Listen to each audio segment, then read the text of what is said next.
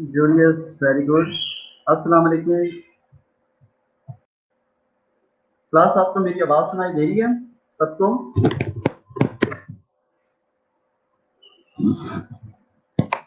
Kindly respond करें अगर आवाज़ आप मुझे सुन सक रही हैं तो।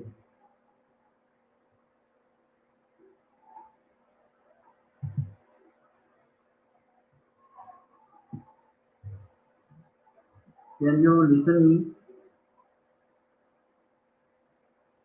Okay, thank you. Yes sir. अच्छा, ठीक हो गया जी। बिस्मिल्लाहिर्रहमानिर्रहीम। आज हमने जो अपना लेक्चर स्टार्ट करना है, हमारा टॉपिक होगा skin, hair, nail and nail assessment. ठीक है।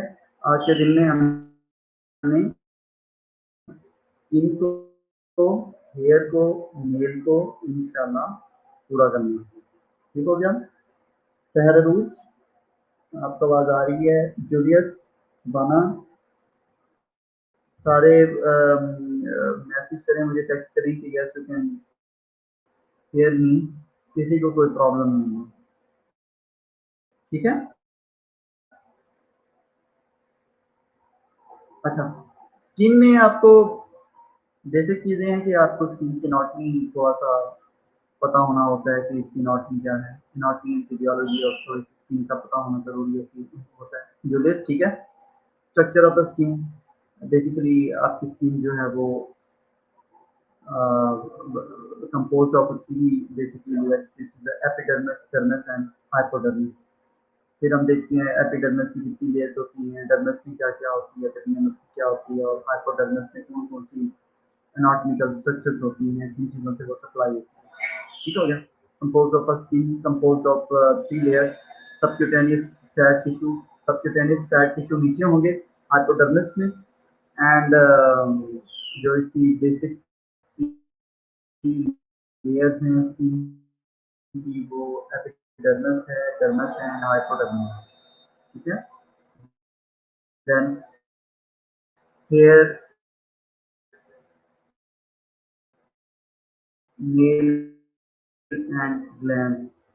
अच्छा, एनाटॉमी एंड फिजियोलॉजी रिव्यू, अगर वही बात में अगर आपको दोबारा से डर्मिस, दरमियान वाली लेयर एंड हाइपोडर्मिस जो है ना वो इनर मोस्ट लेयर है। ठीक है क्या? अच्छा, ये एक चीज़ बहुत इंपॉर्टेंट है यहाँ पे, मैं अगर आपसे डिस्कस करता जाऊँ,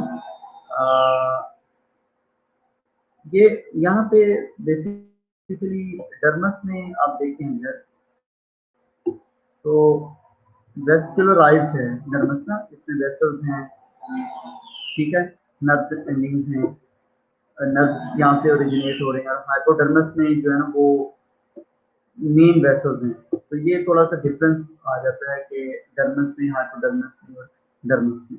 जैसे जैसे डेप्थ, इनकी डेप्थ में जो है ना वो एनाटॉमिक स्ट्रक्चर थोड़े से डिफरेंट होते जाते हैं। ओके। एनाटॉमी एंड फिजियोलॉजी की अगर बात करें आप, epidermis, the epidermis is the outermost layer of the skin. Basically, it is composed of a four distinct layers. इसमें मजीद 4 लेयर्स होती हैं एपिडर्मिस में, 4 लेयर होती हैं। या आप ऐसे कह सकते हैं कि epidermis is mainly composed of 4 sub layers: stratum corneum, stratum lucidum, stratum granulosum and stratum germinativum. ठीक है। अब आप सबको ये नेम याद हो जाने चाहिए। Epidermis is composed of 4 primary जो लेयर्स होती हैं: stratum corneum, stratum lucidum, stratum granulosum and stratum germinativum. अच्छा, किसी को समझ नहीं आ रही तो ये देखिए आप। ठीक है। आपका जो एपिडर्मिस है वो बना है इन 4 लेयर्स के। ये जो 4 लेयर्स हैं उसके बाद जो है ना वो डर्मिस स्टार्ट होता है। Okay. The outermost layer consists of a dead keratinized cell that renders the skin waterproof.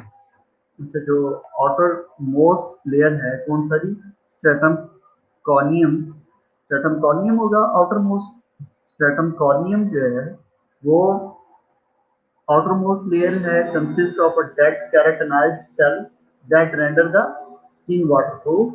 Stratum germinatum is undergoes cell division and contains the melanin, brown pigment and keratin forming cell. और जो innermost layer है stratum जर्मिनेटम की, उसमें क्या होता है कि cell division होती है and contains melanin. What is the melanin? Melanin is the brown pigment जिसकी वजह से हमारी स्किन में जो है ना ब्राउन कॉम्प्लेक्शन होती है. ठीक हो गया? यहाँ तक किसी को कोई प्रॉब्लम हो?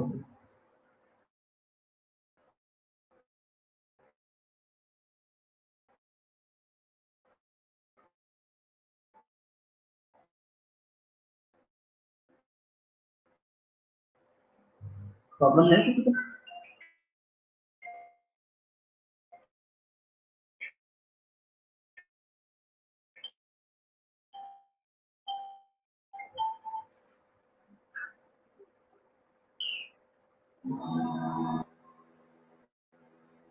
ठीक हो गया?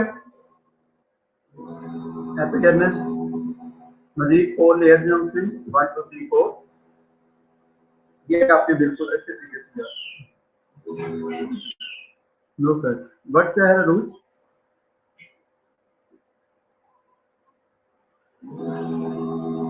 एपिडर्मिस जो है उसमें 4 लेयर्स हैं, मजीद सब डिवीजन है. Stratum corneum, stratum lucidum, stratum granulosum and stratum germinativum. Outermost इसमें होगी स्ट्रेटम कॉर्नियम जिसमें कंसिस्ट होता है dead and keratinized cell that render the water the skin waterproof. ठीक है? सर्दियों में हमारी स्किन ड्राई हो जाती है ना, तो वो because of stratum corneum and stratum germinativum most inner layer है undergo the cell division and contains melanin, जिसमें मेलानिन होता है. Melanin is a brown colour pigment and keratin forming cells. Keratin forming cells जिसमें keratin basically is a form of protein ना, तो उसमें ये सब.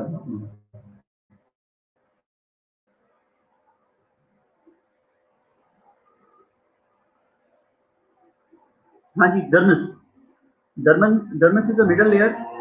Inner layer of the skin is a dermis. Epidermis से नीचे जो है वो डर्मिस होगी. ठीक है? It is connected to the epidermis by mean of papillae. ये भी एपिडर्मिस के साथ कनेक्ट होती है by papillae. Dermis is a well vascularised connective tissue. Dermis में जो सप्लाई होती है वो वेल वेस्कुलराइज्ड होती है, इसमें ज़्यादा वेसल्स होती हैं. Layer containing the collagen and elastic fibre, nerve ending, इसमें नर्व एंडिंग की होती है. एंड लिम्फ वेसल्स की सप्लाई होती है. Origin of the hair follicle. Hair follicle की ओरिजिन जो है वो डर्मिस से होती है. Sebaceous gland and sweat gland.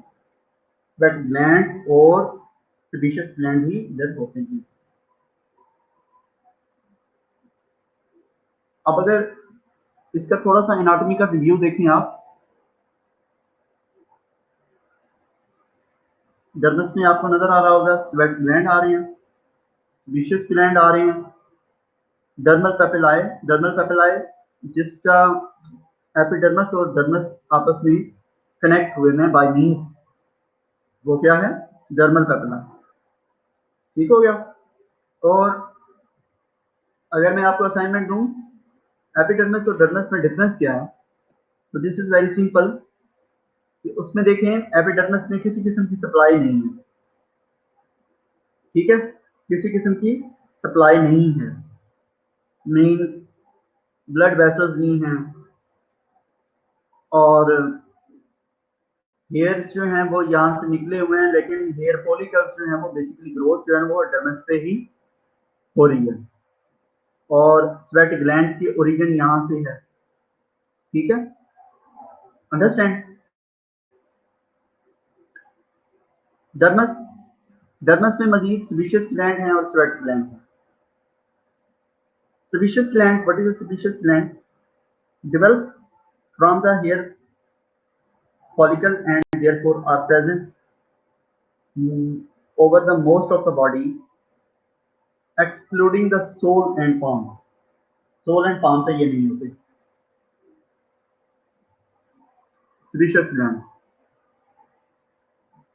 secrete an oil substance called sebum that lubricate hair and the skin and reduce the water loss. So the skin fungicidal and bactericidal effect. Sebaceous gland जो कि originate होती हैं dermis से, जिनका purpose होता है कि वो सीबम को एक्सक्रीट करती हैं। What is the purpose of sebum? To minimise the water loss and the protection against bacteria and fungus. आप देखें ना, आपकी स्किन के बाद का ऑयल आ जाता है, ठीक है, basically this is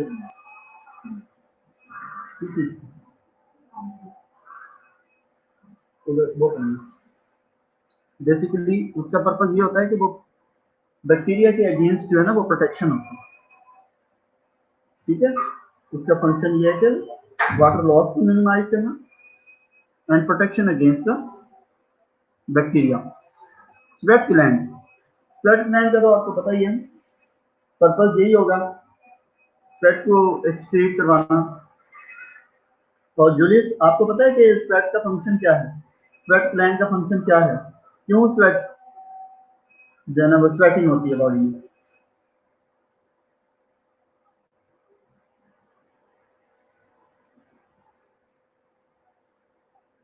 Sweat gland, basically there are two types, eccrine glands and apocrine glands.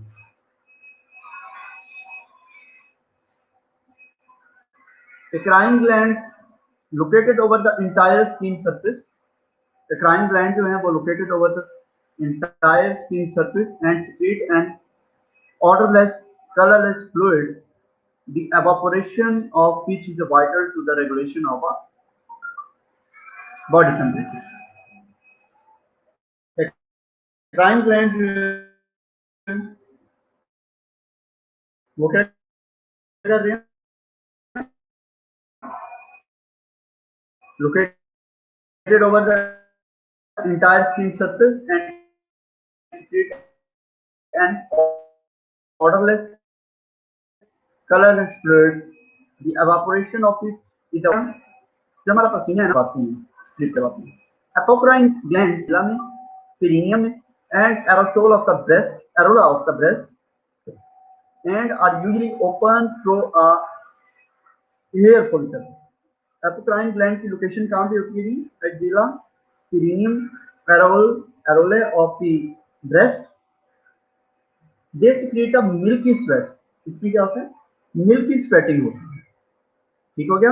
अगर मैं पूछूं आपसे कि डर्मस में कौन कौन से ग्लैंड होते हैं, तो आप मुझे बताएंगे एक्राइन ग्लैंड एंड, अच्छा आसमा अभी आ जाएगी क्लियर। तो इसमें eccrine gland and apocrine gland है। What are the eccrine gland, what are the apocrine gland, ये हमने डिस्कस कर लिया।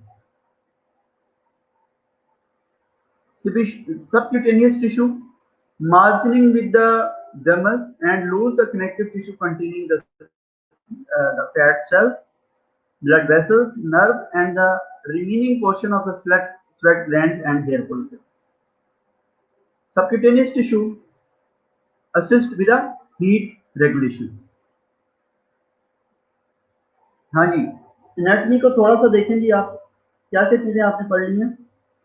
एपिडर्मिस में क्या क्या चीजें थी, डर्मिस में क्या क्या चीजें हैं, उसका आपको फंक्शन भी थोड़ा सा ब्रीफ हो गया।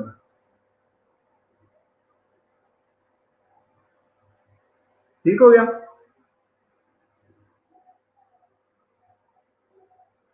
क्लियर हो गया आपको? Function of the skin. जल्दी से 7 कैंडिडेट्स हैं मेरे पास, एक एक फंक्शन जल्दी से लिखो। जूलियस, अस्मा, सहर, सिद्रा जमीर, और कौन है? अस्मा Khan. What is the function of your skin? Write it down one by one.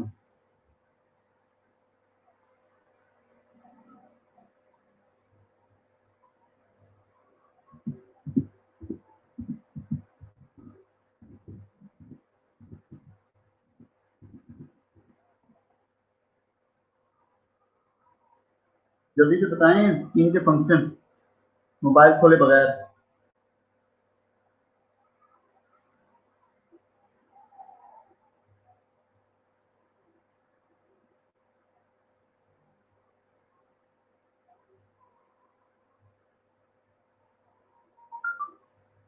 Thermoregulation, Sadia, very good. Sidra Jamil, protective layer act as a barrier for the germs, very good. और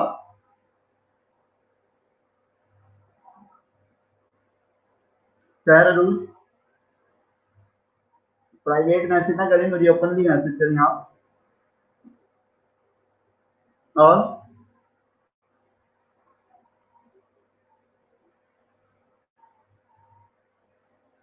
okay, thermoregulation आ गया ना Julius? और बहुत सारे function है skin के। Expression for the emotions, ये नहीं है आपकी स्किन का फंक्शन। प्रोटेक्ट करती है, किसको प्रोटेक्ट करती है? Okay, very good, you are alert. Protection, सबसे पहला function, minimise the injury from the physical, chemical, thermal and light wave. Homeostasis, stops the invasion of the microorganism and loss of the water and electrolytes from within the body. Temperature regulation, heat disruption through sweat gland and heat storage through the subcutaneous insulation. Sensory organ, vast sensory surface holding the neurosensory and organ for touch, pain, temperature and pressure. Vitamin synthesis, vitamin D synthesis होती है skin में। And psychologically, emotions expressive by sign of language of a face and in body posture. Yes, sensation, sensory organ है ना, इसमें बहुत सारे देखना आपदा सेंसेशन इस हवाले से। मिसाल के तौर पे कहीं पे आप अपनी अपनी हैंड पे ब्लो करें, फूंक मारें, ब्लो करें, तो इसमें क्या है, डिफरेंट सेंसर हैं आपकी स्किन में, प्रेशर सेंसर हैं, ठीक है। लेकिन आपकी स्किन में अगर आप उसको नीडल लगाएं थोड़ा सा, तो उसमें डिफरेंट सेंसेस वो डिटेक्ट करती हैं। प्रेशर सेंसेस होती हैं, हीट सेंसेस होती हैं, पेन सेंसेस होते हैं। इसके अलावा अगर रगड़ लगे तो आपकी स्किन पे अगर अब्रेशन रगड़ लगे तो वो डिफरेंट सेंसेस होगी। तो इसमें क्या है कि मिसाल के तौर पे अर्थक्वेक जब आ रहा होता है तो हमारी स्किन ही सबसे पहले उसको वो उठाती है, ठीक है। तो क्या हो रहा होता है, डिफरेंट सेंसेस होती हैं हमारी स्किन में, सेंसेशंस होती हैं। सेंसरी ऑर्गन है, vast sensory surface holding the neurosensory end organ for the touch, pain, temperature and pressure. समझ आ रही है आपको?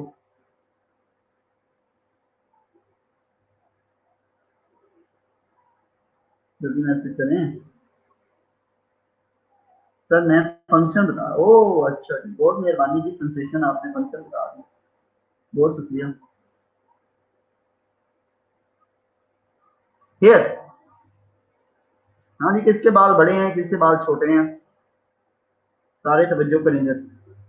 Consist of the layer of the keratinoid cell and is found over much of the body. पूरी जिस्म के हमारे बाल होते हैं।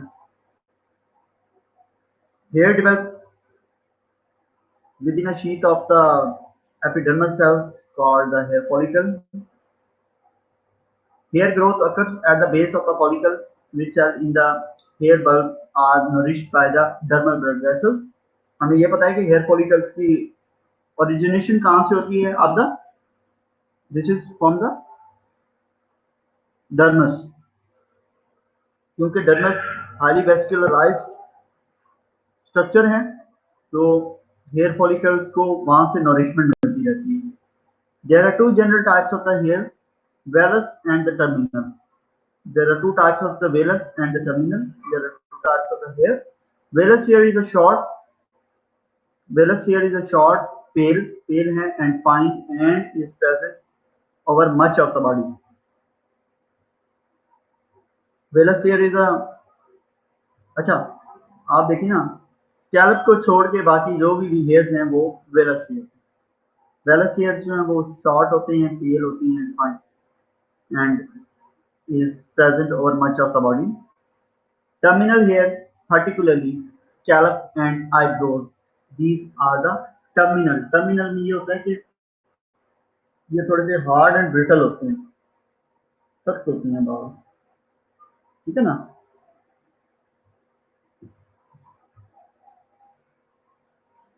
नेल, हाँ जी, very important for girls. Nail की अगर एनाटॉमी में आपको पढ़ाऊं,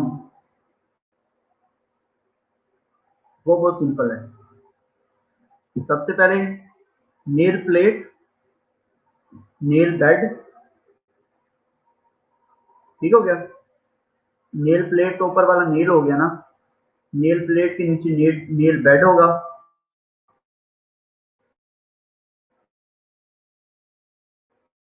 नेल को तो नीचे क्या होगा, नेल बेड होगा। उसके बाद लन्यूला, ठीक हो गया। आगे देखते हैं कि आपकी अंडरस्टैंडिंग मजीद अच्छी होगी। हिस्ट्री टेकिंग, आप अगर स्किन की हिस्ट्री जब लेते हैं, क्या कुछ आपको पूछना होता है, क्या कुछ नहीं पूछना होता, ठीक है। पास्ट स्किन डिजीज, एनी कोई पास्ट स्किन डिजीज है उसके बारे में पूछें अपने क्लाइंट से। Year of exposure to the sun, तो उसके सन एक्सपोजर स्किन का कितना आ रहा है। Use of the tanning bed and other environmental factors. Tanning bed जो है ना, वो होता है कि कुछ लोग अपनी स्किन को ब्राउन करने के लिए ना फॉर्म में ये खास किस्म की लाइट के साथ एक्सपोजर करवाते हैं।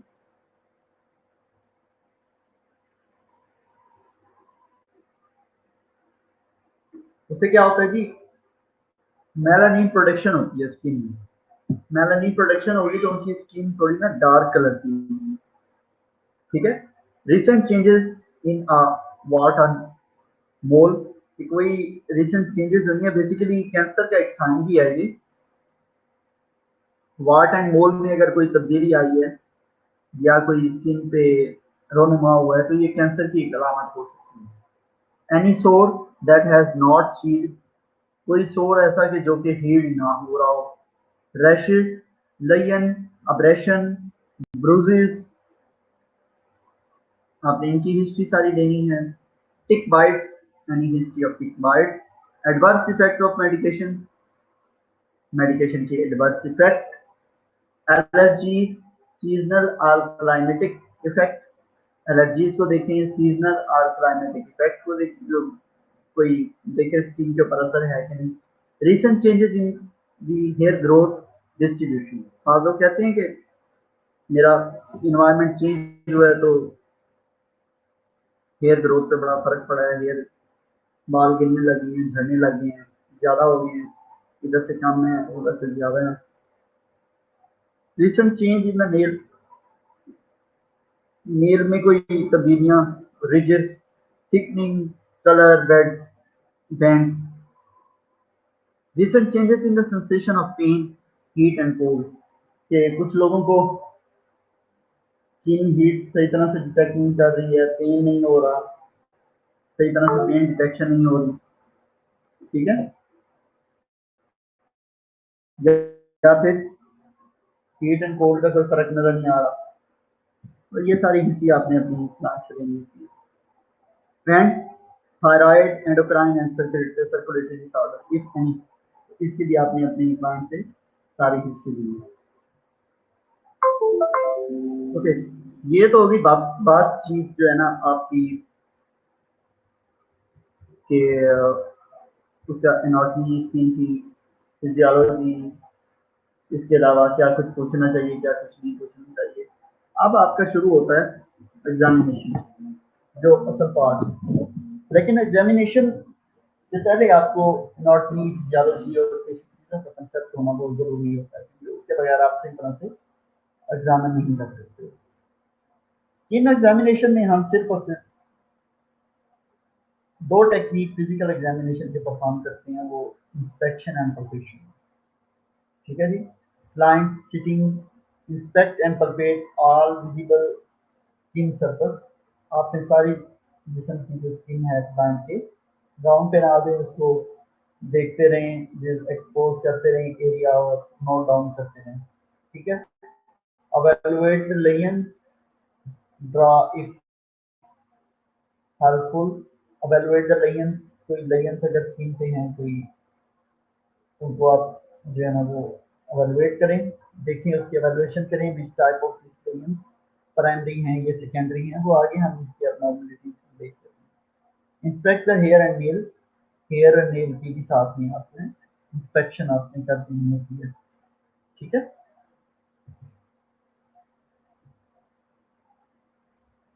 अभी तक कोई समझ आ रही है आपको कि आप बिल्कुल ही खामोशी से सुन रहे हैं, बैठे भी हैं कि नहीं? लास्ट काइंडली रिस्पॉन्ड किया करें जब मैं आपसे पूछा था।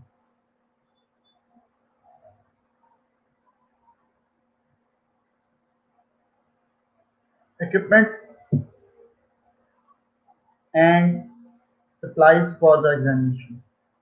Examination light, first of all, pen light, mirror for the client self examination of the skin, magnifying glass, centimeter ruler, gloves, wood light, wood light, Wood's light भी एक खास किस्म की लाइट होती है जो कि किसी फंगल इन्फेक्शन वगैरह को देखने के लिए, रूल आउट करने के लिए ना वो यूज होती है।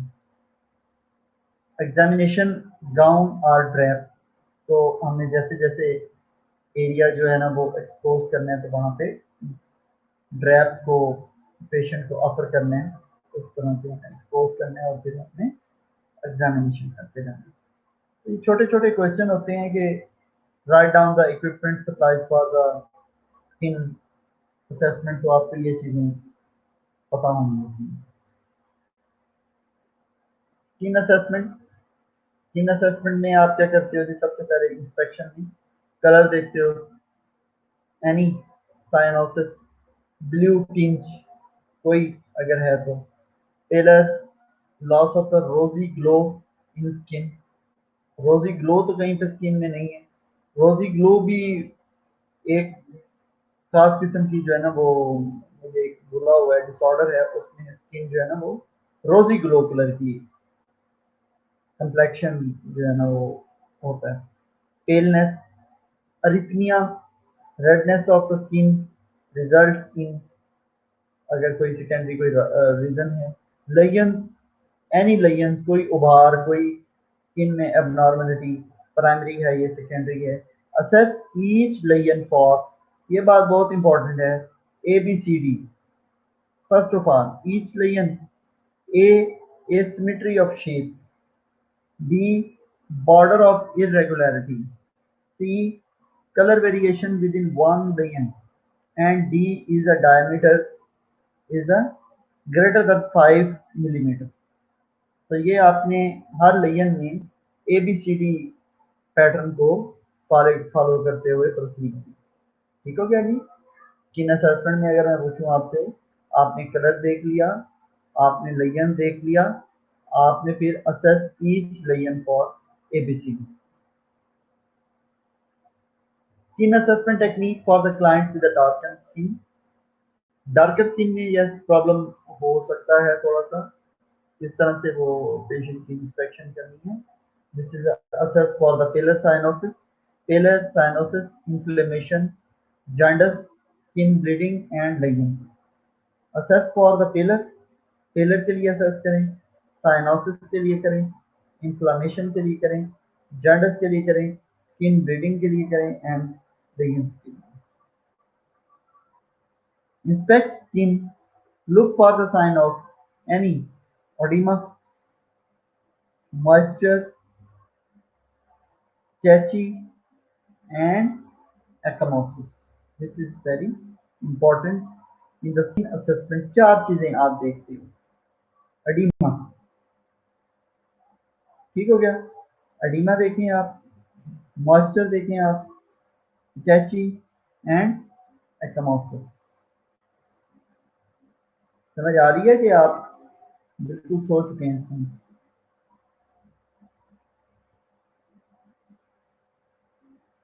इफरा नहीं आई,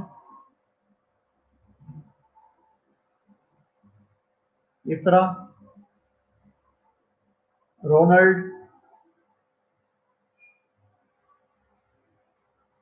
फैमिली रिस्पॉन्ड करें।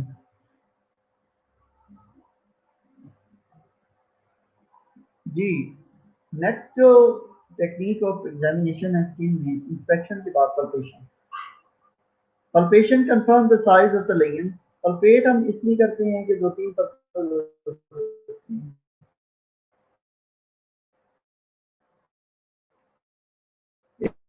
एक तो टेम्परेचर देखने के लिए, एक अगर कोई मैथ है, इमोवेबल मैथ है, उसकी कंसिस्टेंसी, उसकी लोकेशन, एग्जैक्ट लोकेशन, उसको कंफर्म करने के लिए हम क्या करते हैं, palpate. Palpation confirm the size of the लेगिन and determines whether they are flat or slightly raised. Macular flat rashes, papular raised rashes, ये जो आपके मैक्यूल होते हैं ये बिल्कुल फ्लैट होते हैं, और पेप्यूल्स जो हैं वो रेज्ड रेशेस। स्किन टेम्परेचर को देखेंगे, assessed with the back of the hand. अच्छा, इसमें बहुत सारे स्टूडेंट कहते हैं कि ग्लव्स पहन के इसको एग्जामिन करना चाहिए, लेकिन एक नॉर्मल क्लाइंट में ना no need to wear the gloves ना, उसमें आपको टेम्परेचर और इस तरह से बहुत अच्छी फाइलिंग की आएगी। जी सर, समझ आ रही है, शुक्र है। Sargar the amount of the skin elasticity को चेक करने के लिए हम सरगर देखते हैं स्किन का, कि वो फिल फॉर अपनी जगह पे स्किन फोल्ड जो है ना वो वापस जाता है या नहीं। ठीक हो गया। स्किन एग्जामिनेशन, इंस्पेक्शन में आप कलर देख रहे हो, लेयन देख रहे हो, अरिजिया देख रहे हो and any lions. You will also inspect, आप इंस्पेक्ट भी कर रहे हो और स्मेल भी कर रहे हो एनी ओडर, स्किन से कोई खास किस्म की कोई ओडर आ रही है, जैसे स्वेट की खास किस्म की कोई ओडर आ रही है, तो उसको भी आप इंस्पेक्शन में लोगे। कहते हैं ना, हम इंस्पेक्शन कर रहे हैं तो इसमें सारी सेंसर्स को हम यूज कर रहे होते हैं। Skin examination, palpation, what the things you are doing for the palpation is the temperature.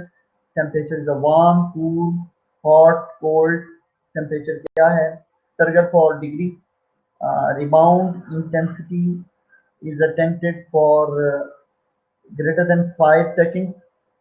Degree of the moisture, your client skin is a dry, is a damp, is a clammy. Texture देखें जी, smooth है, even, rough है। Ligands are the lump for the pain, depth, size, if not visible, none the pain. Okay. Ligands, अब देखते हैं जी skin ligands क्या हैं जी। There are two types of skin ligands. Primary ligands. Primary ligands. What are the primary ligands? Primary ligands, primary skin ligands are original ligands arising from previously normal skin. Primary layers जो है वो skin से ही निकलती हैं और normal skin से होती है। ठीक है। Primary skin lesions are the original lesions arising from previously normal skin. Previously normal skin से जो लेजन रोनुमा होते हैं वो क्या होगा, प्राइमरी लेजन। और अगर एक लेजन है प्राइमरी लेजन और उसमें से अगर कोई लेजन मजीद प्रोग्रेस होता है तो उसको क्या कहते हैं, सेकेंडरी लेजन। मिसाल के तौर पे ये जो मैक्यूल एंड पैचेस जो हैं ये प्राइमरी लेजन भी काम, मैक्यूल पैप्यूल और आगे भी है, वो आप आगे देखें तो आपको पता चल जाएगा। ये देख रहे हैं आप, पैचेस, पिटैचीज को बोलते हैं पिटैचीज और एकोमोसिस में आपको फर्क जो है ना इधर से आप देख लें। पिटैची छोटे छोटे स्किन के अंदर जो है वो बनती हैं और एकोमोसिस जो है ना वो ऐसे हो सकता है कि बाद में हम लगाती हैं ना, कैनुलेशन करते हैं और वो सारी जगह नीली हो जाती है, ठीक है ना, वो एकोमोसिस हो सकता है। अंडरस्टैंड होता है ना बाद का कैनुलेशन करते हुए।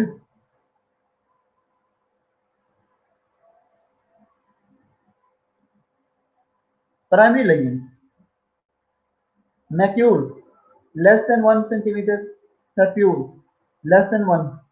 इनमें डिस्क्रिप्शन आपने बड़े अच्छे तरीके से याद कर ली है। बड़ी अच्छी हमारे पास जो है एक चॉइस होती है, मल्टीपल चॉइस क्वेश्चन हम इसमें से बना देते हैं। बात कि मैक्यूल का साइज इतना होता है, लेकिन डिस्क्रिप्शन जो है वो flat circumcised varied in color, लेकिन papule evaluated thin solid, nodule is a elevated thin solid, tumor is a elevated thin solid, wheel varied transient irregular edematous।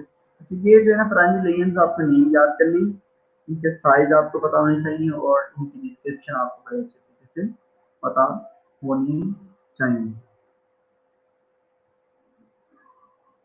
देखने सारे मैंने प्रेजेंटेशन में दिए हुए हैं, ये आपको मिल जाएंगे, बुक में भी आपको बड़ी अच्छे तरीके से मिलेंगे। Secondary lesions, what are the secondary lesions? Secondary lesions can originate from the primary lesions. A primary lesion can give birth to the secondary lesion.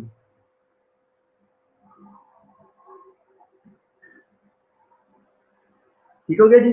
Secondary lesions can originate from the primary lesions and secondary lesions में erosion, excoriation, fissure, ulcer, scale, tetchy, purpura, and ecchymosis varied. These are the descriptions of the candy lesions. As the name is depicted, their size varied and description varied as well. You have to get memorized these, differentiate between primary lesions and secondary lesions. ठीक हो गया, समझ आ रही है कि नहीं? अब ये तो रटे मारने वाली चीजें हैं, प्राइमरी लेजन सेकेंडरी में समझा तो नहीं सकता हूँ आपको।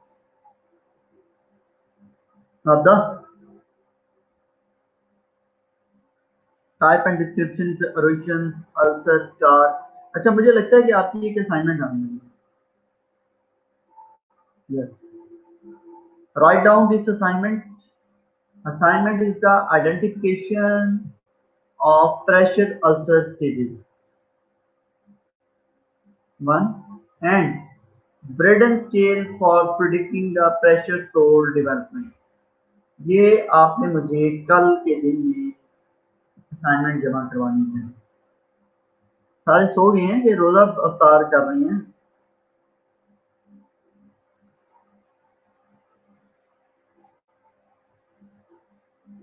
ठीक हो गया। Assignment for tomorrow is the identification of pressure ulcer stages. बस आपने इसको बड़े अच्छे तरीके से, चाहे आप माइक्रोसॉफ्ट वर्ड पे बना लें, pressure ulcer stages and Brydon scale को पढ़ें।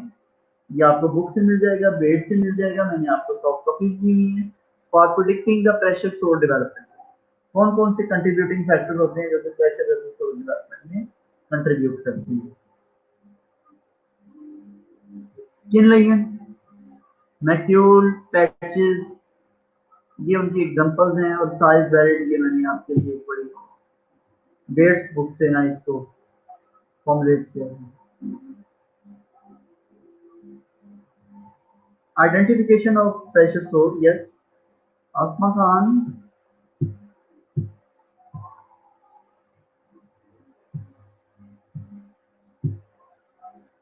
जी सर, कल की असाइनमेंट क्या है? यही असाइनमेंट है। Identification of pressure ulcer stages, pressure ulcer की कितनी स्टेजेस होती हैं ये करनी है आपने। Braden scale for predicting the pressure, पूरा ब्रेडन स्केल ड्रा करना है, उसको बनाना है। वो आपने मुझे अपनी उस पर भेजना है Google classroom.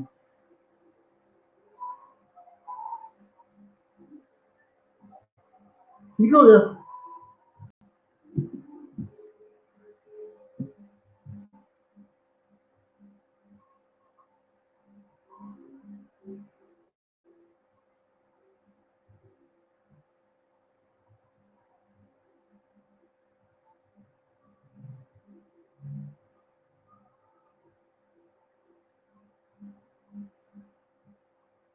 Okay,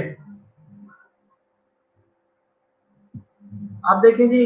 possible nursing diagnosis, possible nursing diagnosis for the skin के लिए हम कह सकते हैं इंफेक्शन रिस्क और इंजरी रिस्क और tissue integrity impaired, trauma risk और skin integrity impaired, skin integrity risk और impaired, self care deficit, feeding, bathing hygiene, body image disturbance, self-esteem disturbance, and unilateral neglect। ये आपके है ना पॉसिबल डायग्नोसिस है ना। इसकी बना लें आप, जल्दी से पिक बना लें ना। वैसे तो आप हर चीज की पिक बनाते हैं, इसकी पिक नहीं बनाते।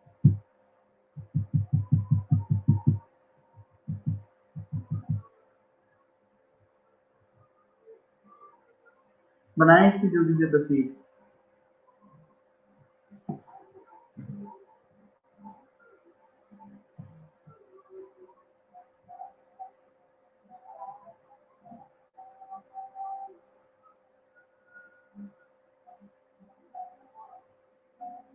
ठीक है,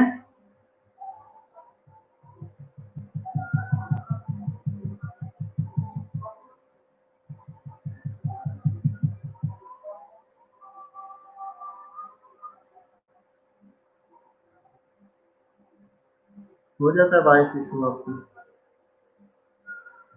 कौन से मॉडल का भाई? हाँ ये आप तो बड़े स्मार्ट हैं। हेयर, हाँ जी हेयर पे आए जी। Adult have two types of the hair, already have discussed। One is a vellus hair and second is a terminal hair।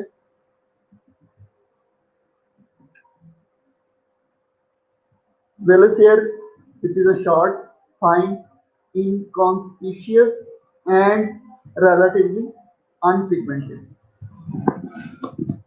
Terminal hair, which is a coarser, thicker, more conspicuous and usually pigmented. For example, scalp hair and eyebrow hair are the example of terminal hair। Hair assessment, हाँ जी hair assessment आपका किस तरह से करेंगे? कौन कौन सी टेक्निक फिजिकल एग्जामिनेशन की जरूरत है, जल्दी से बताएं।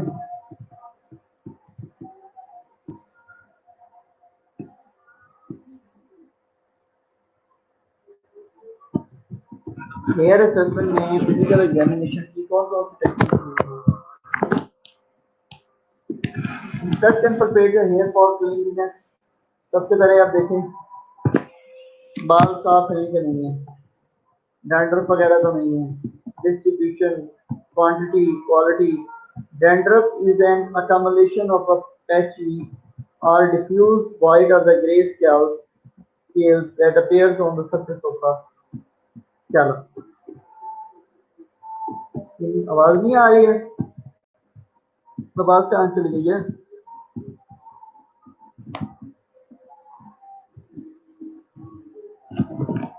हाँ जी, आवाज कहाँ चली गई है? अब आ रही है? Hirsutism is excessive growth of the hair, which is one of the manifestation of the hormonal imbalance. अब देखें कि कहीं पे पेशेंट की ग्रोथ हेयर की ज़्यादा तो नहीं है, कहीं पे कम तो नहीं है, तो वो देखें, इक्वली देखें, इक्वली ग्रोथ होनी चाहिए। Hair assessment, inspection, colour black है, ब्राउन है, या डाई तो नहीं कराए हुए, बोल्ड है, रेड है, ग्रे है, वाइट है, quantity thick, thin, separate, patchy, none. Distribution for the presence, symmetry of the body hair, varies, alopecia, marginal alopecia, hirsutism, absence or on the lower limb. General condition, combed, clean, dirty, uncombed, matted. Palpation में आप क्या देखते हो जी? Texture, coarse, fine, curly, oily, dry, brittle, ये आप palpate सिर्फ करके देख सकते हो। ठीक हो गया? आई थिंक तो 5 बज गए हैं, तो नमाज की ब्रेक होती है थोड़ी सी, क्या ख्याल है? 10 मिनट के बाद कंटिन्यू कर लें?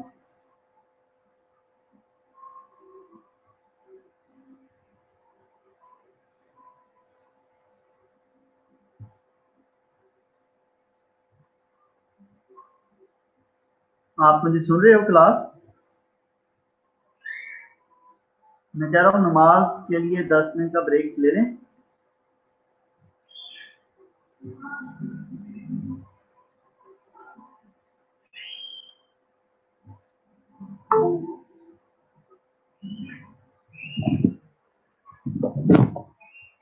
ओके जी जी जरूर। आप 5:15 बजे बैठ जाएंगे, ठीक इंशाल्लाह। ठीक है।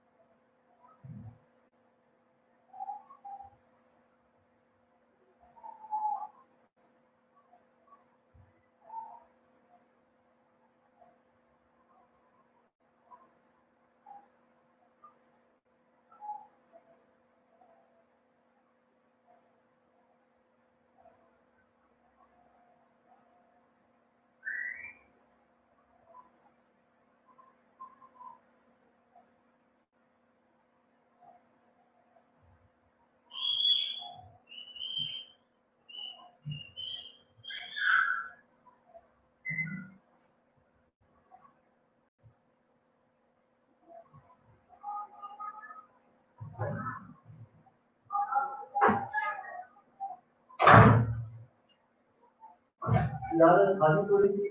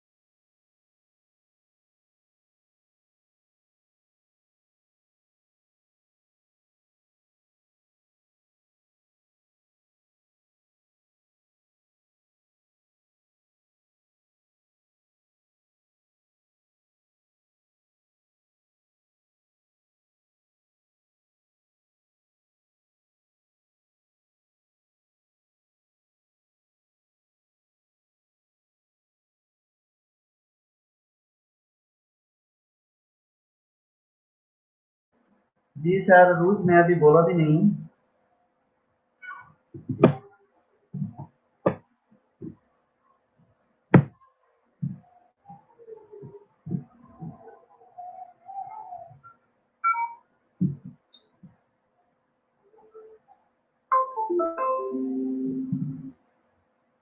ओके, हाँ जी, 2 कैंडिडेट सिर्फ रह गए हमारे पास। कहाँ पे थे जी हम? हेयर असेसमेंट हो गई, नेल असेसमेंट पे आ रही है। नेल की हियरार्की थोड़ी सी आपने देखनी थी, nail bed, nail plate, lunula, cuticle, ठीक है।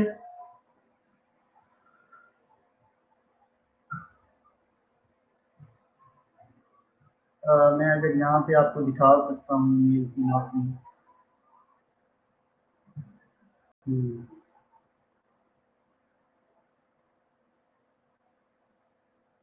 Okay, what is the function of a nail? Nail protects the distal ends of the finger and toes, distal end or toes to fingers or toes to protect the skin, to protect the skin. The thin rectangular and usually covering nail plate gets its pink color from the vascular nail pad to which the plate is firmly attached. The whitish moons are lanula and the free edge of the nail plate. Roughly one-fourth of the nail plate, the nail root, is covered by the proximal nail fold. Cuticle extends from the fold and functioning as a seal, protect the space between the fold and the plate from the external moisture. Lateral nails fold cover the sides of the nail plate. The angle between the proximal nail fold and the nail plate is normally less than 180। Okay, आपको पता है कि nail to nail इसका angle किस तरह से calculate करते हैं? ओके, ये आपकी आपने खुद देखना है कि आपकी जो नेल प्लेट का जो एंगल होता है, नेल फोल्ड और नेल प्लेट का जो एंगल होता है वो कितना होता है? नॉर्मली 180 सीधी लाइन नहीं होती है, बिल्कुल थोड़ा सा कर्व होता है। ये आपने मुझे बताना है कि किस तरह से आप एंगल कैलकुलेट करते हो। नेल असेसमेंट में देखें जी, नेल असेसमेंट में सबसे पहले नेल इंस्पेक्शन, इंस्पेक्शन में palpate for the colour, inspect for the colour नहीं होता वैसे, inspect for the colour, pink, light brown, brown, black है। क्यूटिकल किस कलर का है जी? स्मोक है, एडिमा है। क्यूटिकल का पता है क्या होता है?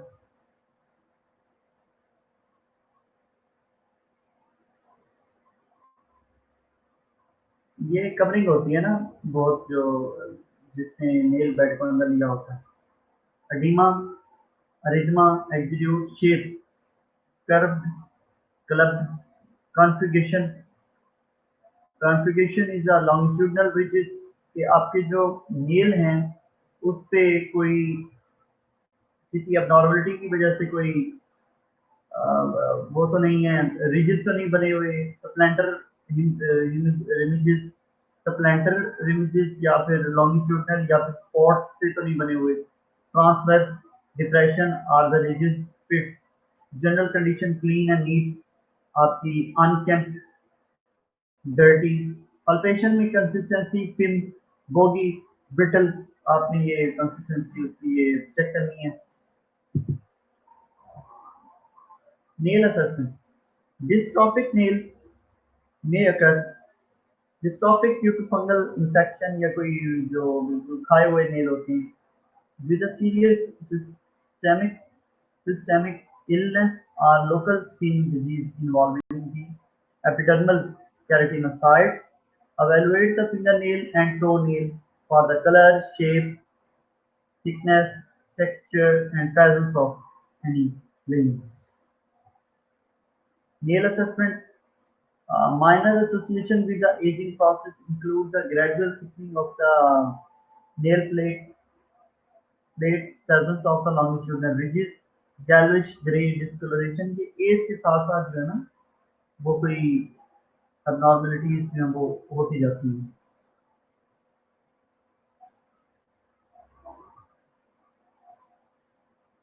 कॉमन नेल डिसऑर्डर देखें जी, ड्यू लाइन्स, ये देखें नेल्स में जो है ना वो डिफरेंट कलर्स आए हैं। ड्यू लाइन्स है, late clubbing, late clubbing due to oxygen deficiency, उसमें एंगल जो है ना वो 180 से बढ़ गया।